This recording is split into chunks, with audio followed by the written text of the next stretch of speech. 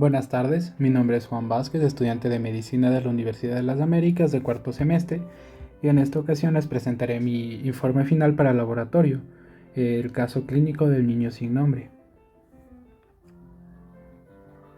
Al servicio de emergencias acuden dos niños, uno de aproximadamente 10 años de edad que está inconsciente, en brazos de su hermano mayor.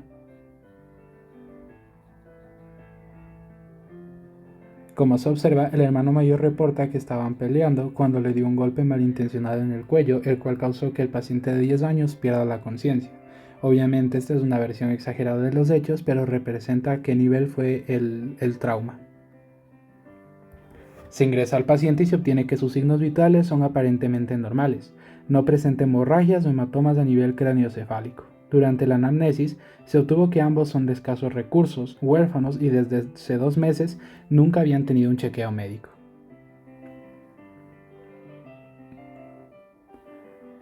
La reacción pupilar bilateral es normal.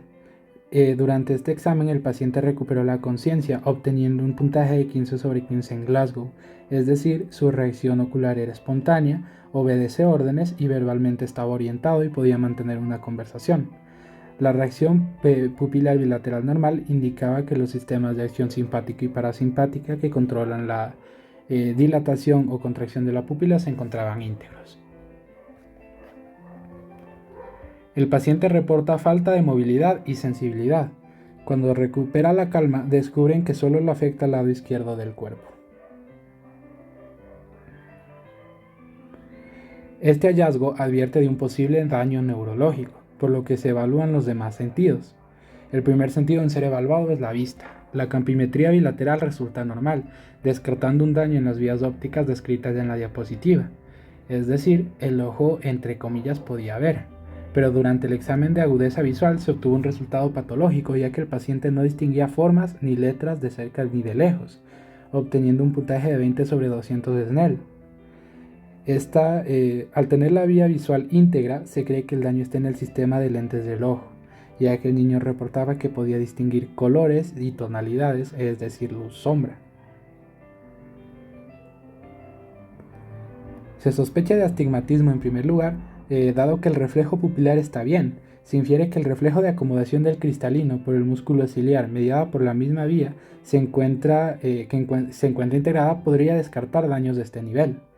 El hecho de que el paciente sea incapaz de enfocar, tanto de cerca como de lejos, refuerza la hipótesis anterior, ya que de ser un daño de acomodación del cristalino, en alguna distancia se lograría un enfoque. Por ejemplo, en la hipermetropía el punto focal es cercano, mientras que en la miopía el punto focal es lejano. La confirmación se realizó con el gráfico de abajo a la izquierda, obtenido del libro de Button y Hall, con el cual se diagnostica el ángulo de inclinación o el grado en el que el paciente presenta esta alteración. Se concluye que no era una patología actual, es decir, causada por el golpe, sino una patología previa.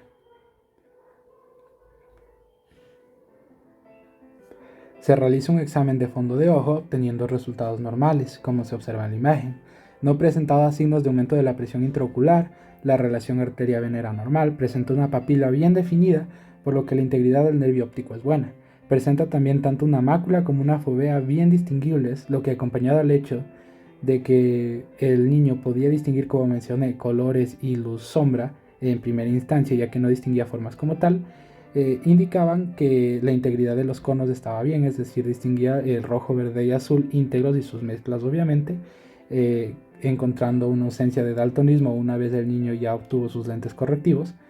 Y también en la evaluación de bastones, que son los encargados en la visión de ambientes oscuros, se obtuvo un resultado normal, infiriendo también que la corteza occipital encargada de la visión también es buena.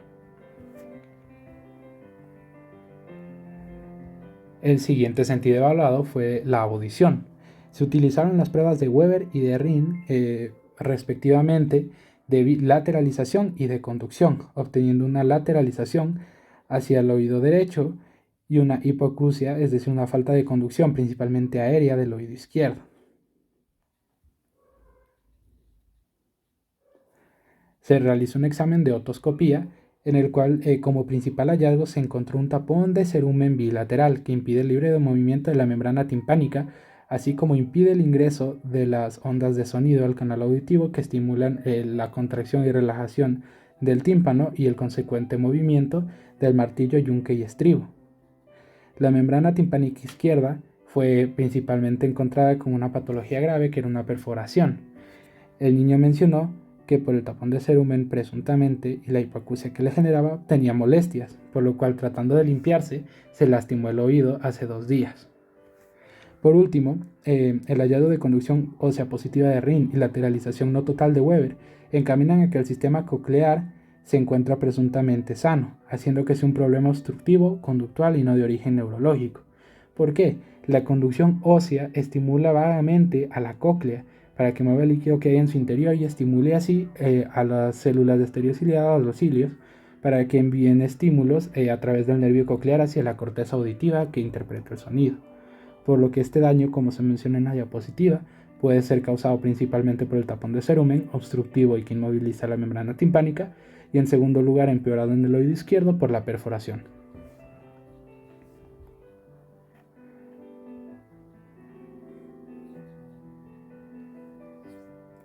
El paciente refiere pérdida del olfato y reducción del gusto también. En primera instancia se optó por realizar una prueba de COVID para descartar que este sea un daño causado por el virus, ya que como es bien conocido el virus reconoce el receptor AC2 de los nervios olfatorios principalmente, dañándolos, causando que el paciente presente una anosmia temporal. En este caso, se le presta principal atención a este síntoma por posible daño a nivel de la vía aferente olfativa, de la lámina cribosa y vías gustativas paralelas, de los pares craneales 7, 9, 10. Un hallazgo importante es que la lengua no presenta desviación a ninguno de los lados, es decir, no existe daño del 12º par, y la úvula y paladar blando poseen una contracción y relajación homogénea bilateral, descartando un daño en el 10º par o nervio vago. Se opta por una observación anatómica antes de realizar un diagnóstico neurológico como tal, encontrando como principal hallazgo una inflamación en los cornetes nasales. Durante la anamnesis se obtuvo una información importante, que es que estos niños conviven con un perro, por lo cual se realizó un test para determinar si existía alguna alergia, resultando este test positivo. ¿Cuál fue el test? El test de sensibilidad hacia la piel. La inflamación es resultado de una hipersensibilidad tipo 4, por la cronicidad y cantidad del alérgeno expuesto. Esta inflamación causa que los cornetes no dejen pasar las sustancias odoríferas adecuadamente. Esto causa que no lleguen a nivel de la lámina cribosa donde se encuentran las terminaciones nerviosas olfatorias, por lo que no llegan a estimularse. Se presenta que con tratamiento antiinflamatorio puede controlarse esta alergia y se espera que esto normalice el ingreso de las sustancias odoríferas a estas terminaciones, además de una correcta secreción de moco por las glándulas de Bowman, restaurando la función sensitiva de este órgano. Entonces, ¿existe alguna relación con el golpe con la sintomatología del paciente o fue simplemente un golpe de suerte que permitió diagnosticar el resto de síntomas no relacionados? La respuesta es que sí. Como recuerdan al inicio en la presentación, el paciente mencionó falta de sensibilidad y falta de movimiento de un lado del cuerpo, por lo que este es un síntoma directamente relacionado al golpe, ya que este fue el desencadenante. Este trastorno, conocido como hemiplegia, es característico del daño del tronco cerebral. Esta fue una de las principales teorías adoptadas por los médicos tratantes, ya que esta lesión se caracteriza por la hemiparesia de un lado y la parálisis de los pares craneales contralaterales. Es decir, el paciente no presenta solo parálisis, sino también sentidos alterados por los pares 1, 5, 8, 9 y 12 principalmente. Los trastornos que presenta nuestro paciente, por lo cual se optó este como primer diagnóstico, pero fue descartado, como vimos, poco a poco, ya que los trastornos en los órganos de los sentidos eran de carácter morfoestructural y no neurológico como tal.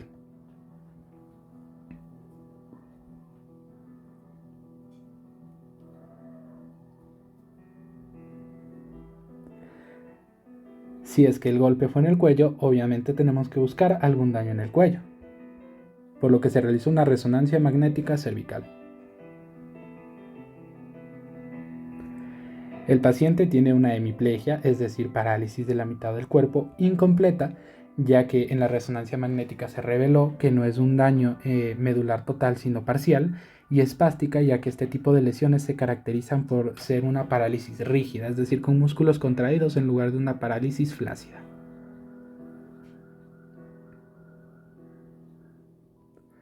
Si el daño es en la derecha, ¿por qué la parálisis es del lado izquierdo?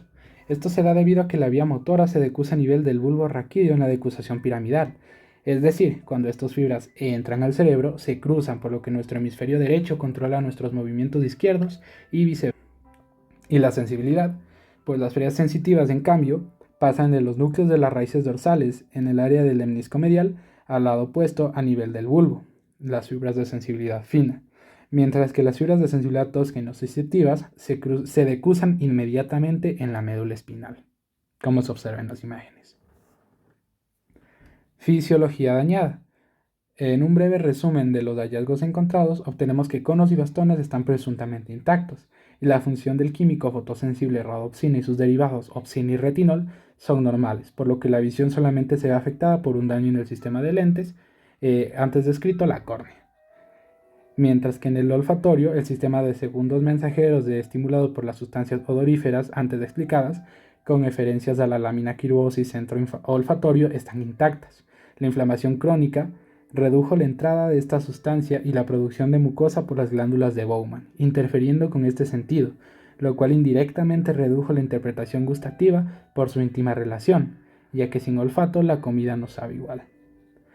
En cuanto a la audición, el órgano de corte y la cóclea en general presuntamente se encuentran bien también, ya que a partir de la conducción ósea se estimula vagamente el movimiento del líquido coclear y consecuente estimulación de los cilios que envían señales vagas a la corteza auditiva, por lo que la hipoacusia es de origen obstructivo bilateral y por daño de la membrana timpánica, como se expuso anteriormente.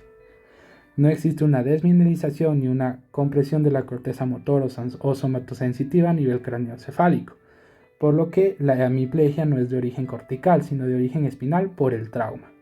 Esto ocasionó una desconexión entre los axones aferentes al encéfalo, interrumpiendo la señal, causando la parálisis e inestabilidad. Además de esto, cabe destacar que el paciente presentaba reflejos vagos ante compresión, dadas principalmente por las células reticulares de Golgi y los fascículos musculares del uso muscular, es decir, la médula inferior al cuello podía causar estos reflejos vagos en contacto a un estímulo, lo que mostraba que las vías aferentes y eferentes a niveles inferiores estaban bien y simplemente fue una desconexión a nivel superior. Fin del caso. Gracias al trauma se pudieron detectar patologías importantes que de otra forma no habrían sido detectadas, ya que el paciente no contaba con un control médico periódico. El paciente realizará terapias de rehabilitación, ya que al no hacer una sección medular completa aún existen fibras que cumplen su función, por lo que existe la posibilidad de una recuperación. El paciente junto a su hermano serán puestos a cargo de la DINAPEN, quienes se asegurarán de su buen desarrollo y estado de salud, ofreciendo un hogar, control de salud sanitarios adecuados.